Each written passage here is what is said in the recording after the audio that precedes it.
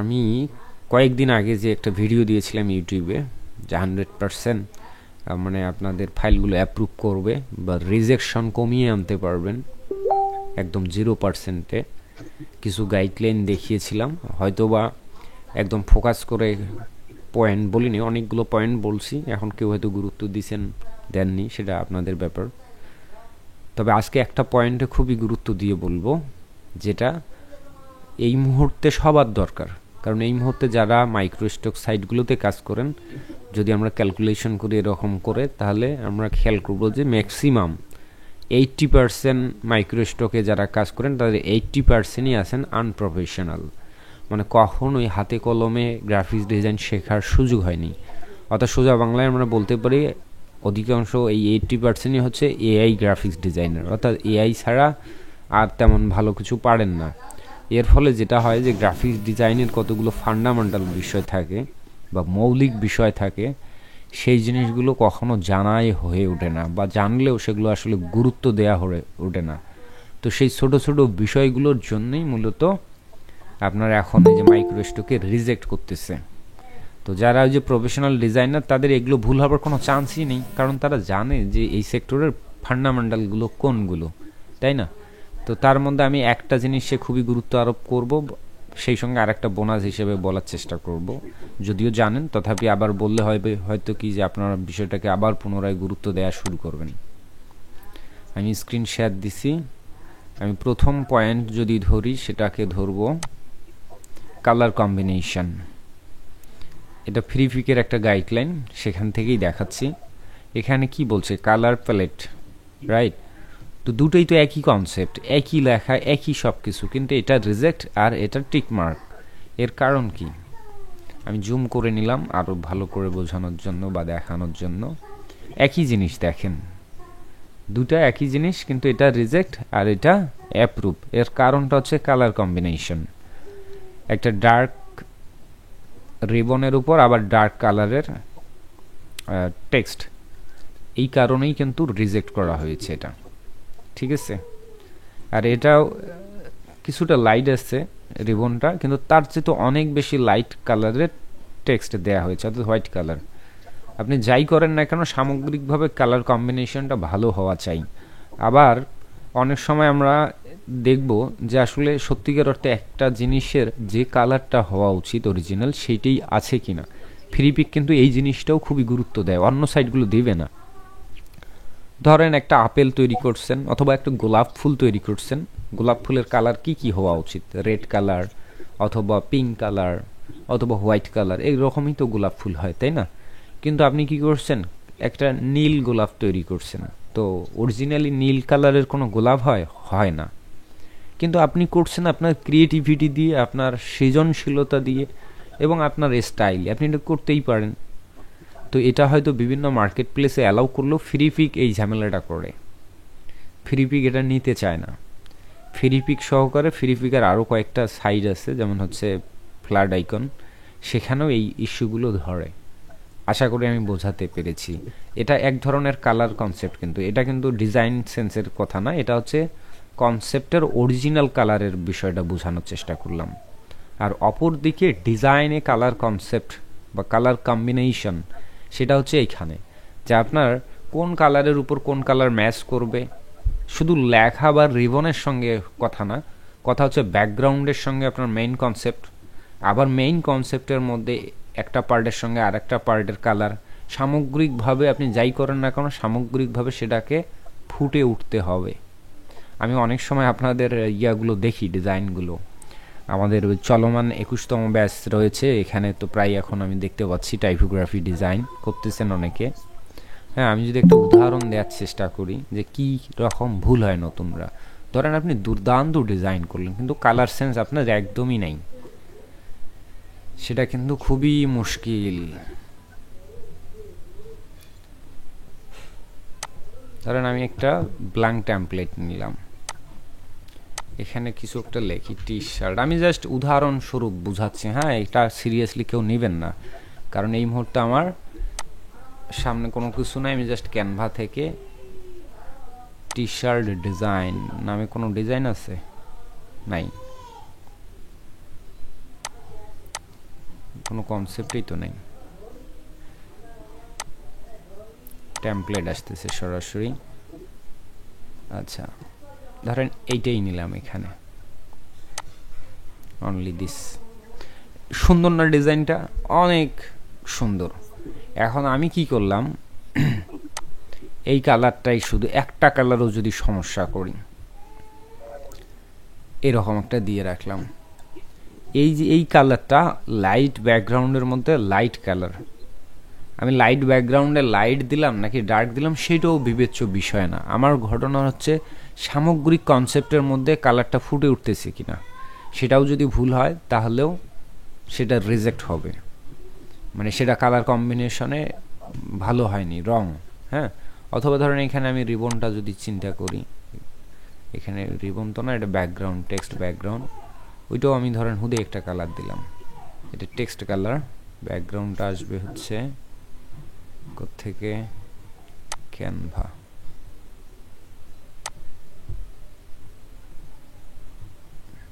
আচ্ছা, এখানে নাই, এটা ফেলে দিলাম।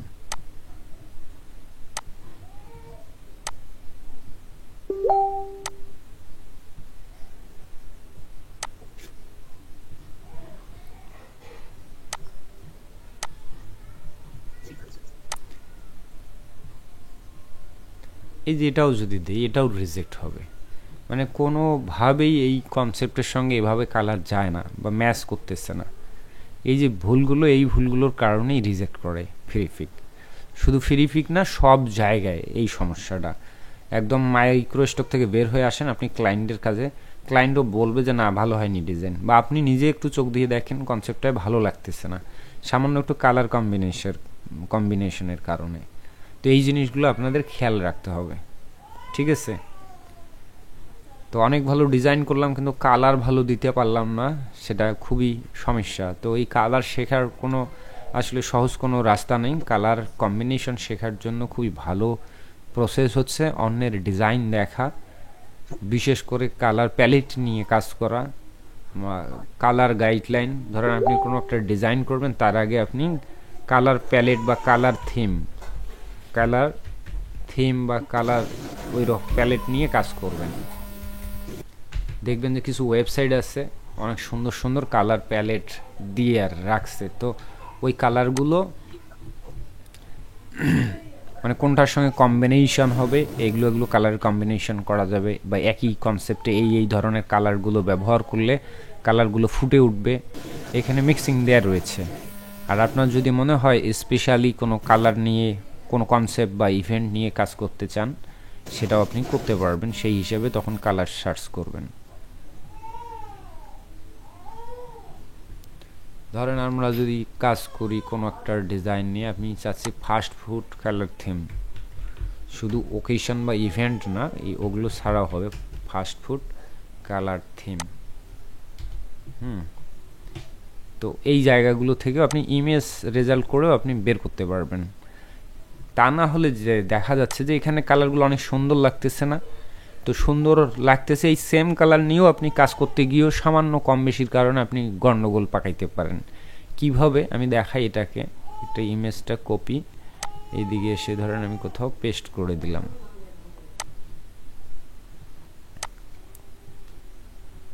এখন আমরা যদি এখানেই ধরি 4টা টেক্সট নেই বা 5-6টা নেই, কালারগুলোকে আপনাকে এক্স্যাক্টলি যে কালার কোড আছে সেইটাই ব্যবহার করতে হবে। আপনি যখন ইচ্ছা মতো ব্যবহার করবেন তাহলে হবে না, কারণ প্রত্যেকটা কালারের টেম্পারেচার মানে তাপমাত্রা বা ব্রাইটনেস যেটাকে বলি আমরা, সেটা কিন্তু সবগুলোর জন্য মোটামুটি একই ব্যালেন্সিং, যার কারণে ভালো লাগতেছে দেখতে। কিন্তু আপনি সেম কালারগুলোই ব্যবহার করতেছেন, কিন্তু কালার টেম্পারেচার একটু যদি না বোঝেন, ইচ্ছা মতো ব্যবহার করেন, তাহলে আর ভালো লাগবে না। ধরেন এই টেক্সটের কালারগুলো আমি যদি নেই, এখন এই যে দেখেন ফটোস কালার, এই ফটোর মধ্যে যে কালার কোডগুলো আছে সব এখানে অটোমেটিক পাওয়া যাবে। এভাবে এটা নিলাম, এটা এভাবে নিলাম, আরও কয়েকটা আছে। তো এক একটাই এক একভাবে দেয়া রয়েছে যে আপনার লাইট কালার এগুলোই যে একসঙ্গে ব্যবহার করতে এমনটা না। কোনো একটি কালার হয়তো আপনি ব্যাকগ্রাউন্ড আকারে ব্যবহার করবেন, কোনোটি একটু শ্যাডো দেওয়ার ক্ষেত্রে ব্যবহার করবেন, ওইভাবে। ধরেন আমরা এটা নিলাম, যদি এটাতেই ধরি যে এই ব্যাকগ্রাউন্ডটা আমরা এখান থেকে একটা কালার নেব পিক করে, তাহলে এখানে ক্লিক করে তো এখান থেকে আমরা এটাও ব্যাকগ্রাউন্ড, যদি এটা লাইট এটাও ব্যাকগ্রাউন্ড ব্যবহার করতে পারি, এটাও ব্যবহার।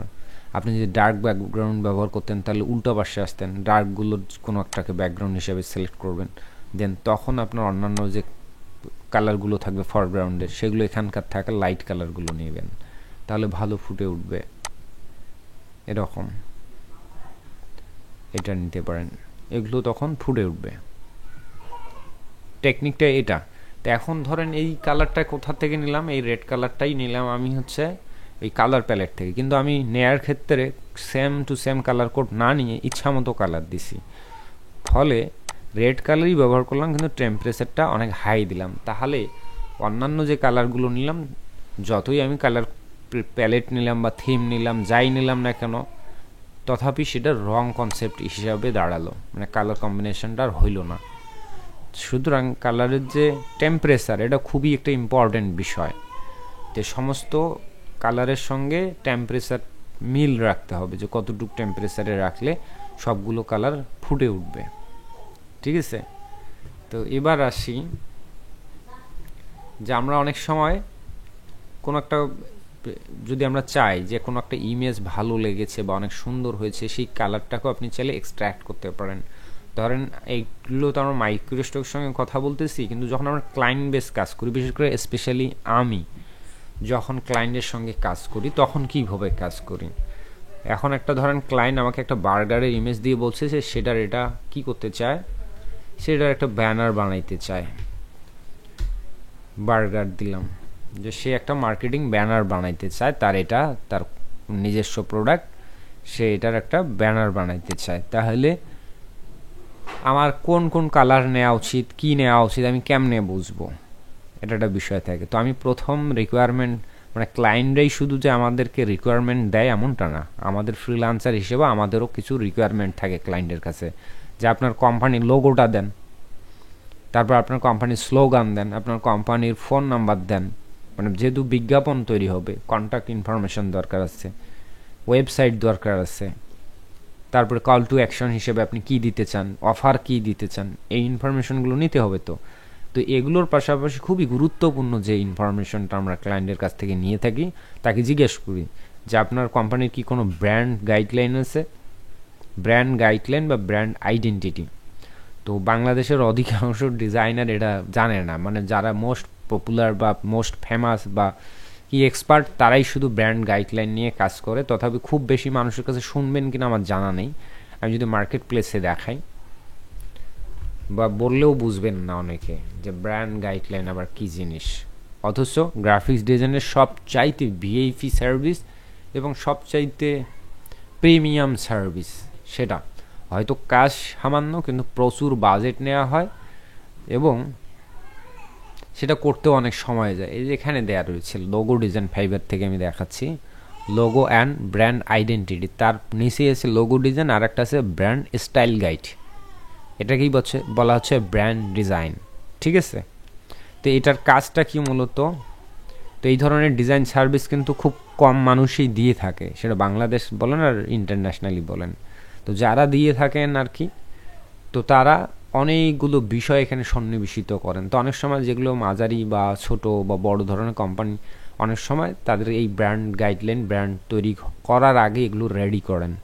তো আমাদের সেই ব্র্যান্ড গাইডলাইনটা যদি আমরা পাই একটা ডিজাইনার হিসেবে, আমাদের ডিজাইন করাটা ইজি হয় এবং তাদের থিমটা বুঝতে সুবিধা হয় যে কিভাবে আমরা ব্যানারটা ডিজাইন করব, কোন কালারগুলো ব্যবহার করব, ফন্ট স্টাইল কী হবে, তারপরে কনসেপ্টটাকে কীভাবে উপস্থাপন করব, এই ধারণাগুলো খুব ইজিলিভাবে পাওয়া যায়। আর যদি তা না থাকে, ক্লায়েন্ট কোনো কিছুই দিতে পারলো না, জাস্ট হয়তো লোগোটা দিল, দ্যাটস ইট। তো বাদ বাকিটুকু আমরা যে কাজটা করব সেটা হচ্ছে আমরা ওই ইমেজটা থেকেই কতগুলো কালার এক্সট্র্যাক্ট করব, এটা হচ্ছে সহজ টেকনিক। ঠিক আছে, তো এটা আমি একটু দেখাচ্ছি যে ইমেজ এক্সট্র্যাক্ট করবেন কীভাবে। তার আগে আমি এই ব্র্যান্ড গাইডলাইন যেহেতু দেখাতে আসলাম, তাহলে এই বিষয়ে একটু আলোচনা করি যে আসলে ব্র্যান্ড গাইডলাইনে কী কী থাকে। তো এটা নিয়ে যদি আমরা এখন গুগলে সার্চ দিই ব্র্যান্ড গাইডলাইনে, এখান থেকে যে গুইগুলো থেকেও আপনি হালকা হলেও ধারণা পাবেন যে ব্র্যান্ড গাইডলাইনে কী থাকে।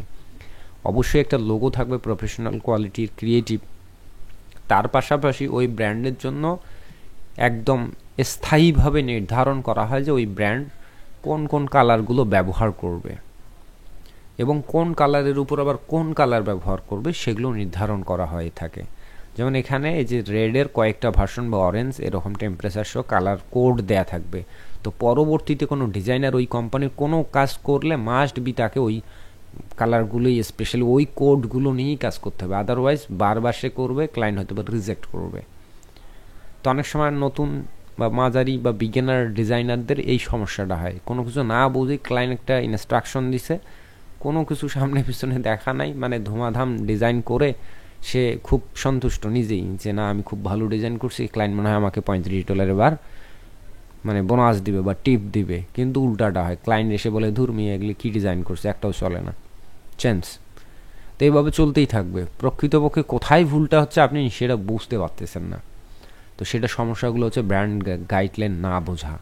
তাকে জিজ্ঞেস করতে হবে আপনার ব্র্যান্ড গাইডলাইন আছে কিনা, যদি না থাকে তাহলে কিন্তু আপনি র্যান্ডমলি ডিজাইন করে দিলে ক্লায়েন্টকে সন্তুষ্ট করাতে পারবেন। আর যদি কোম্পানির ব্র্যান্ড গাইডলাইন থাকে, নো ওয়ে, মানে কোনোভাবেই আপনি ব্র্যান্ড গাইডলাইনের বাইরে ডিজাইন করলে সেটা অ্যাপ্রুভ কখনোই করবে না। ঠিক আছে, তো কি বললাম, কালারের বিষয় থাকবে এবং কি কি তাদের প্রোডাক্ট, সেই প্রোডাক্টগুলো কোথায় কোন পজিশনের লোগোগুলো প্লেস হবে, অথবা টি শার্টে কোথায় হবে, ক্যাপে দেখতে কেমন লাগবে তাদের ব্র্যান্ড লোগো, তারপর কি ধরনের ফন্ট ব্যবহার করা হবে, সেই ফন্টটা ফ্রি নাকি প্রিমিয়াম, সেই প্রিমিয়াম হলেও সেটার লাইসেন্স কোম্পানির কাছে আছে কি না, সেই বিষয়গুলো একদম স্পষ্ট থাকে। এবং ওই ব্র্যান্ডের বিশেষত্ব কি, কেন তাদের লোগোটা এই রকম, কেন তারা এই কালারটা ব্যবহার করতেছে, তার বিশদ ব্যাখ্যা থাকে এবং সেটা কয়েক পাতার একটা পিডিএফ হয়। ঠিক আছে, এবং সেই সঙ্গে কতগুলো রিসোর্স দেয়া হয়। যারা এই ব্র্যান্ড গাইডলাইনগুলো কাজ করি আমরা, ফাইনাল যখন ডেলিভারি দেওয়া হয়, মূল কনসেপ্ট থাকে একটা পিডিএফ, সেখানে 5-6 পেজের একটা পিডিএফ রেডি করে দেওয়া হয়, যেখানে বললামই তো যে লোগোটাকে বিভিন্ন ভেরিয়েশনে ডিসপ্লে করানো, যে কতভাবে লোগোটাকে কোথায় কোথায় প্লেস করলে কেমন দেখা যাবে, আপনারা নিশ্চয়ই এখানে দেখতে পাচ্ছেন। হ্যাঁ, প্লাস কালার কোড থাকবে এবং বিভিন্নভাবে তাদের প্রোডাক্টটাকে উপস্থাপন করা, তারপরে বিভিন্ন টি শার্ট হুডি বিভিন্ন মকআপে প্রেজেন্ট করা এবং কেন কালারটা ব্যবহার করা হচ্ছে তার ব্যাখ্যা দেয়া, কেন তাদের লোগোটা ওই রকম দেখতে সেটার ব্যাখ্যা দেয়া, এই ধরনের ইনভলভ, তারপরে কি বলে লেটার হেড, বিজনেস কার্ড, বিভিন্ন কিছুতে অ্যাপ্লাই করা। তো সেগুলো পিডিএফ আকারে ধারাবাহিকভাবে থাকে। ঠিক আছে, আর অন্যান্য গুরুত্বপূর্ণ রিসোর্স হিসেবে যেমন লোগোর বিভিন্ন ভেরিয়েশন দেয়া, square, round shape, black version, white version, one colour version, ফেসবুকে কেমন হবে, এরকম বিভিন্ন PNG, JPG, PDF, EPS, AI, এ দুনিয়ার ফরম্যাটে দিতে হয়। দ্যাটস ওয়াই একটু লেন্দি প্রসেস হয়, অনেক ক্রিয়েটিভ হয়, অনেক থিঙ্কিং বিষয় থাকে, যার কারণে বাজেট করা হয় প্রচুর। এখানে হয়তো গিগের অর্ডারে দেখবেন যে $35, $10, $5, কিন্তু সত্যিকার অর্থে এত কম দামে কখনো ব্র্যান্ড গাইডলাইন করানো হয় না। ক্লায়েন্ট যখন অর্ডার করে বা করার মুহূর্তে কনভারসেশনে নির্ধারণ করা হয় মিনিমাম $200 একদম ফেলে দেওয়া যদি ধরা হয়, $200 নিচে কখনোই এই প্রজেক্টে কেউ হাত দেওয়ার সাহস করবে না, কারণ সে জানে যে এটা করতে গেলে কী পরিমাণ পরিশ্রম করতে হয়। ঠিক আছে, আর এই যে বর্তমানে এআই যুগ আসছে না, তো এআই আরও যদি 10 বছর মানে থাকে, আরও যদি দুর্দান্ত পাওয়ারফুল হয়, তথাপি লাভ নেই। এই যে সমস্ত গ্রাফিক ডিজাইনের সেক্টরগুলোতে এআই জায়গা নিতে পারবে না, এখানে মানুষের দরকার হবেই, কারণ এখানে মানুষের চিন্তা এখানে করতে হবে, ক্রিয়েটিভিটি দিতে হবে, অনেক বিষয় থাকে। তো আশা করি বুঝতে পারছেন, যদি কারো স্বপ্ন থাকে যে প্রফেশনাল ডিজাইনার হবার, তাহলে তাদের এই ধরনের কন্টেন্টগুলোতে বা এই ধরনের সার্ভিসগুলোতে একটু মনোযোগ দেয়া। এক কারণ হচ্ছে আপনি এখানে যদি আপনি সার্ভিস নাও দেন, তারপরে এটা শেখা উচিত। শিখলে কি হবে, ওই যে আপনি সেন্সগুলো আপনার কাজ করবে, গ্রাফিক ডিজাইনার হিসাবে পরিপক্কতা পাওয়ার একটা সুযোগ পাবেন, যে কালার কেন হয়, কী জন্যে হয়, কেন এরকম ফন্ট, কেন ছোটো, কত বড় সাইজ ফন্টগুলো, এই জিনিসগুলো হিসাব নিকাশগুলো ক্লিয়ার হবেন। আর দ্বিতীয়ত, যেহেতু সার্ভিসটা অনেক প্রিমিয়াম, একটা কোম্পানির একদম ভিত্তি প্রস্তর বলা যেতে পারে, সো আপনি যদি তাদেরকে সন্তুষ্ট করতে পারেন, ওই কোম্পানির ভবিষ্যতে যত প্রজেক্ট আছে সবার প্রথম আপনাকে স্মরণ করবে, তারপরে হয়তো বা অন্য কোনো ডিজাইনার। বোঝাতে পেরেছি আশা করি।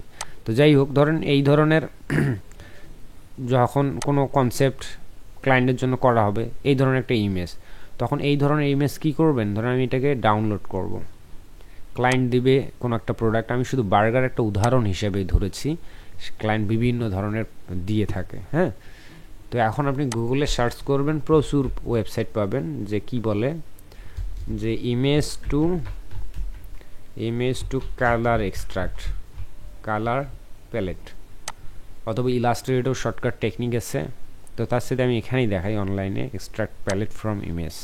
সেই ইমেজটা এখানে দিলে ওই ইমেজ থেকে সম্ভাব্য কী কী কালারগুলো হওয়ার কথা ডিজাইনের ক্ষেত্রে সেটা একটা ভালো একটা উদাহরণ দেয়, এবং কোড সহকারে। এই যে ক্যানভাতেও রয়েছে আপলোড ইমেজ, এখান থেকে আমরা আপলোড করে দেব এটা।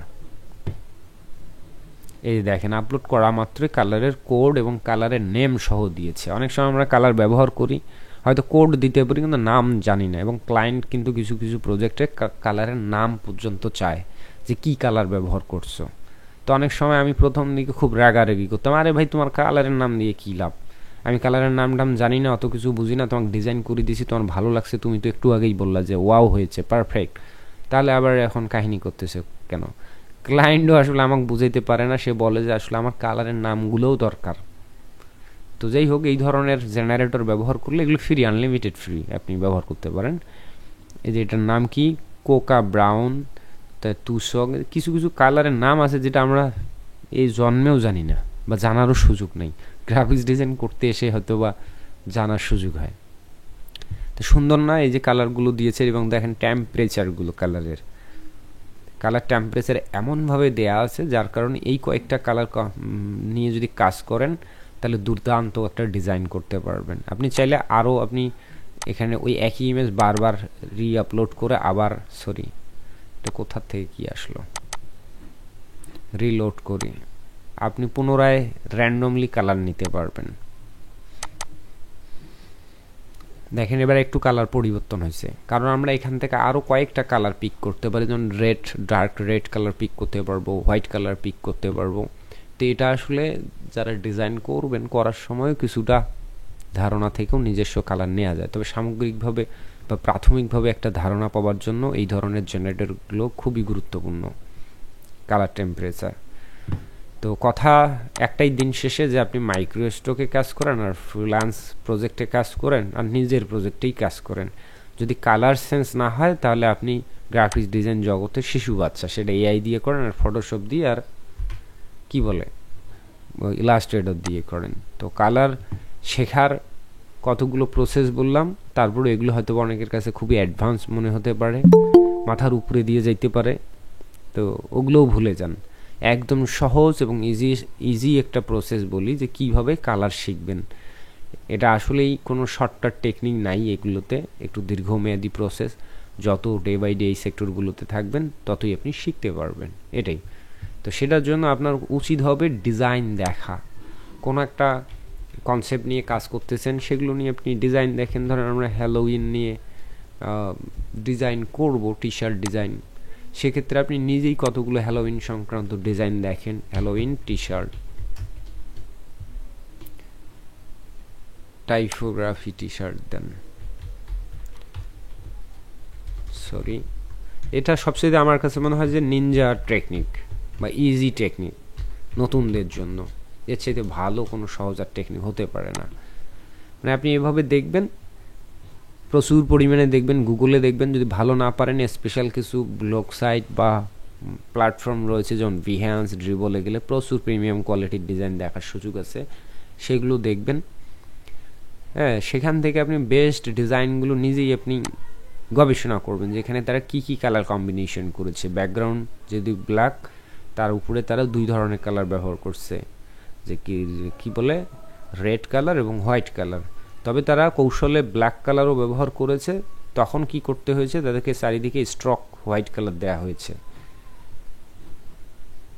এর ফলে যেটা হবে যে আপনার থিম ভুল হবার চান্স থাকবে না, আর কালারের কোন কালারের সঙ্গে কোন কালার ম্যাচ করে সেইটাও দেখার সুযোগ হবে, এবং কালার টেম্পারেচার সম্পর্কেও ধারণা, মানে কালার ব্যবহার করলেই যে এক্স্যাক্টলি কালার ব্যবহার করা বা ম্যাচিং করা ওটা কিন্তু হইল না। আমি না একটু আগেই বুঝাইলাম, আবার ওই জায়গাটায় হয়তো বুঝাইতে একটু গুরুত্ব দেয়নি। ধরেন এই যে কালার নিব, ঠিক আছে, ধরেন একটা রেড কালারই নিব, কিন্তু অথবা একটা গ্রিন কালারেই নিলাম, তো এটা নর্মাল টেম্পারেচার।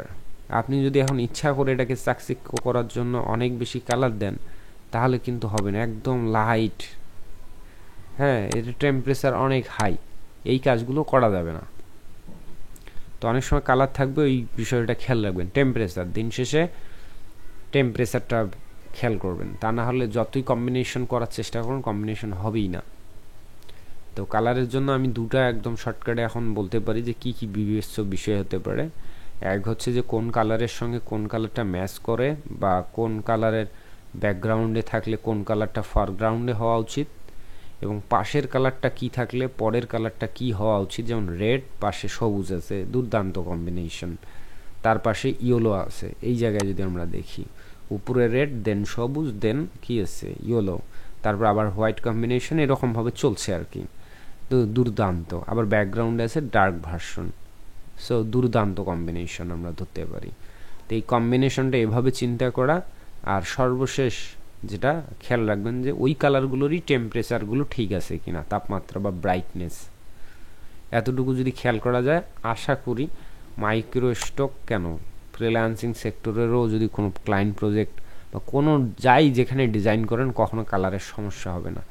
আর যদি ডিজাইন করার সময় কোনো দিকে আশপাশে যদি না তাকান, নিজের মনে যা ভালো লাগতেছে তাই করি, তাহলে বিপদ আছে, ঠিক আছে। আর ফিডিপিকে যদি স্পেশালি কেউ কাজ করেন, তাদের উচিত হবে অরিজিনাল কালার ব্যালেন্স রাখা, মানে কোন কন্টেন্টের কালার কেমন হওয়া উচিত ওইটাই দেওয়া উচিত। এটা বিয়ারের একটা গ্লাস, তো বিয়ারের কালার কি এইরকম হয়, মানে ডার্ক গ্রে কালার হয় না। তো এই জিনিসগুলো চিন্তা করো। যদি এই কনসেপ্টে সেটার বর্ণনা করেনি, এখানে বর্ণনা করেছে কালার কম্বিনেশন, কিন্তু এটা সত্য যে ফিরিপিক অরিজিনাল কালার না পাইলেও রিজেক্ট করে, এই জিনিসটা মারাত্মক, সেটা খেয়াল রাখবেন। আর একটা এখানে একটা জিনিস যদি দেখেন, এখানে কিন্তু এইটা আর এইটা একই জিনিস, শুধু এখানে হলি ফেস্টিভ্যাল আর এখানে ব্রাজিলিয়ান কার্নিভাল, এই দুটার মধ্যে কি সমস্যা আপনারা বুঝতে পারলেন, কি কারণে এটা রিজেক্ট, আর এটা কি কারণে, একটু কেউ এক্সপ্লেইন করেন, ছবিটা দেখে কি বুঝলেন। এটা একটা খুবই গুরুত্বপূর্ণ বিষয়, কেউ সহযোগিতা করবেন। সহযোগিতা বলতে আপনার কেউ কি বুঝতে পারলেন, অনুধাবন করতে পারলেন? থাকলে রেসপন্স করে, আমি শুনতে চাই যে আপনাদের কতটুকু মনোযোগ আছে। আমি আবারও দেখাচ্ছি, স্ক্রিন শেয়ার করে দেখেন এবং বলেন।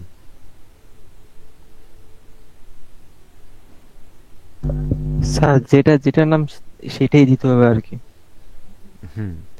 শুভ ভাই ধন্যবাদ, আপনি খুব দুর্দান্ত বলেছেন। যেটার নাম বলতে শুভ ভাই যেটা বোঝাতে চেয়েছে, বা ছবিটা যেটা বোঝাতে চেয়েছে, যে যেই ওকেশন, যে ফেস্টিভ্যাল, যে থিম, সেইটাকে সেই নামই দেওয়া উচিত। আপনি শুধু একটা দিয়ে দিলেন হবে না। মানে হোলি ফেস্টিভ্যাল দিয়ে যেটা হয়েছে, যেটা একটা সামগ্রিক ফেস্টিভ্যাল, মানে উৎসব, একটা সামগ্রিক বা সার্বজনীন একটা কনসেপ্ট বলা হয়েছে, কিন্তু এটা তো সার্বজনীন না, এটা স্পেশালি ফর ব্রাজিলের একটা ওকেশন, কার্নিভাল, ব্রাজিলিয়ান। কারণ পতাকা দেখেন, কালার দেখেন। তো যখন আমরা ওই যে বললাম, একটু আগেই তো কথা বলে আসলাম যে থিম কালার খুব ইম্পর্টেন্ট। ক্রিসমাস নিয়ে ডিজাইন করতেছেন, সেখানে বাংলাদেশি ন্যাশনাল ফ্ল্যাগের কালার ব্যবহার করতেছেন ওই থিম, তাহলে তো চলবে না, ভুল কনসেপ্ট, কালার কনসেপ্ট হবে, তাই না? তো যাই হোক, এখানে সব কিছুই ঠিক করছে, কিন্তু টেক্সট লেখার ক্ষেত্রে ভুল করছে। খুব যে বড় ভুল করছে সেটাও কিন্তু না, সীমিত ভুল করছে। এখানে এক হচ্ছে যে হোলি ফেস্টিভ্যাল দিচ্ছে, মানে ফেস্টিভ্যালে তো এটাও ফেস্টিভ্যাল, এটাও ফেস্টিভ্যাল, কিন্তু এক্স্যাক্টলি নামটা ব্যবহার করেনি এটা। আর দ্বিতীয় ভুলটা করছে টেক্সট অ্যালাইনমেন্ট বা যেগুলো অ্যালাইনমেন্টটা ঠিক নাই, এটা হোলিটা মাঝখানে থাকা উচিত ছিল, তাই না?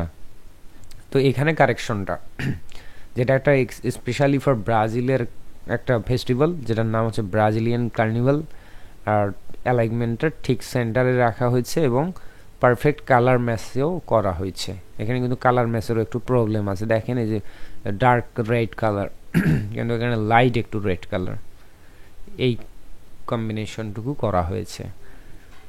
তো আশা করি বুঝতে পেরেছেন। এভাবেই ডে বাই ডে নিজেকে ইমপ্রুভ করতে হবে। আপনি যদি ঠিক যে জায়গাতে শিখেছেন সেই জায়গাতেই স্থির থাকেন তাহলে হবে না। যখন ধরেন আপনারা এখানে অধিকাংশরাই রয়েছেন, আমার সঙ্গে রয়েছেন বা আমার থেকে শিখেছেন, এই সময়টুকুও প্রায় 1 বছর বা 2 বছর অতিক্রান্ত হতে চলেছে, অনেকেই আছেন। তো সেই যখন শেখাইছি তখন তো আপনাকে যে ধারণাগুলো দিছি ওই মধ্যেই তো সীমাবদ্ধ থাকলে তো আপনার ইমপ্রুভমেন্ট হইল না, আর ওইভাবে থাকলে তো হবে না, তাই না? হয়তো শুরুর জার্নিটা অনেক সিম্পল বিষয় দিয়ে দিয়ে শুরু করানো হয়েছে যাতে আপনার হাতে খড়ি হয়। তারপরে তো আপনার নিজের চেষ্টা থাকা চাই যে আমার ইমপ্রুভমেন্ট আনতে হবে, আমি একজন ভালো ডিজাইনার হতে চাই, আমি একজন ভালো ফ্রিল্যান্সার হতে চাই, তাই নয় কি? তো সেই জায়গা থেকে নিজেও রিসার্চ করা উচিত। আর মাঝে মধ্যে এই ধরনের কি ইমপ্রুভমেন্ট ক্লাসে অংশগ্রহণ করা উচিত। আমি অনেক কয়েকটা গ্রুপে দিছি কিন্তু সবাই ব্যস্ত ভাই, মাত্র 35 জন আপনাদের উপস্থিতি। তো এই যে ইমপ্রুভমেন্ট ক্লাসটা যে নিলাম, এইটাতে হয়তো ইনস্ট্যান্টলি কোনো ইনকাম করার পদ্ধতি দেখাইলাম না, কিন্তু আপনাদের কি মনে হচ্ছে যে আপনারা কি খুব ক্ষতিগ্রস্ত হইলেন না ভালো হইল? আর এই আজীবনের জন্য আর কি। হ্যাঁ, আর এই আজীবনের ইমপ্রুভমেন্ট জন্য। ক্লাসে যদি থাকেন তাহলে যে অন্তত আর কিছু না হোক, আমি মনে করি অন্তত ইন্সপায়ার করা, আপনাদেরকে উৎসাহিত করা এবং আপনাদেরকে একটু চঞ্চল রাখা যে না আমি আপনাদেরকে ছেড়ে যাইনি বা আমি আপনাদেরকে ভুলে যাইনি, আমি আপনাদের সঙ্গে তখনও ছিলাম এখনও আছি। হয়তো বা ব্যস্ততার কারণে ওইভাবে প্রতিদিন সময় দেয়া হয় না। প্লাস আপনারাও তো কোনো বিষয়ের রিকোয়েস্ট করেন না যে আমরা এই বিষয়টা আমরা ক্লাস করতে চাই, আর এরকম রিকোয়েস্টেড থাকলে মনে হয় না আমি কখনো অ্যাভয়েড করে যাবার মানে আমার সুযোগ আছে। ঠিক আছে, আমি কিন্তু বারবারই বোঝাতে চেয়েছি আপনাদের বা বোঝার কথা আপনাদের যে আমি শেখাতে ভালোবাসি। কোর্স শেষ হয়ে গেছে তো কী হয়েছে, বা কোর্সে নির্ধারিত এই কটা টপিক্সে লিস্ট করছি তো কী হয়েছে, আমি কত এক্সট্রা জিনিসই আপনাদেরকে কথা বলছি কিনা ক্লাসে, কত জিনিসই তো আমি কোর্সের বাইরেও শেখাইছি বা এখনও বলার চেষ্টা করি, কারণ শেখাতে ভালোবাসি। তো ঠিক আছে, আপনাদের অনেকের ব্যস্ততা থাকতেই পারেন, কাজ করেন, মাঝে মধ্যে আবারও দেখা হলে এভাবে আলোচনা করব। আর মনে হয় একটু আগে যে কথাগুলো বললাম, নির্দেশনাগুলো দিলাম, সেগুলো আপনাদের অনুসরণ করা উচিত। আর ভবিষ্যৎ ফ্রিল্যান্সিংয়ের যে সেক্টরগুলো সেগুলো নিয়ে আপনাদের মনোযোগ এখন থেকেই দেওয়া উচিত। তো যদি সম্ভব হয় আপনারা 2-1 দেখি কয়েকটা আইডিয়া দেন তো দেখি, আমি যদিও এর আগেও মনে হয় বলেছি, তো আপনারা কয়েকটা আইডিয়া দেন তো মাইক্রো স্টকের পর আর কি নেক্সট ফিচার হতে পারে ফ্রিল্যান্সারদের জন্য।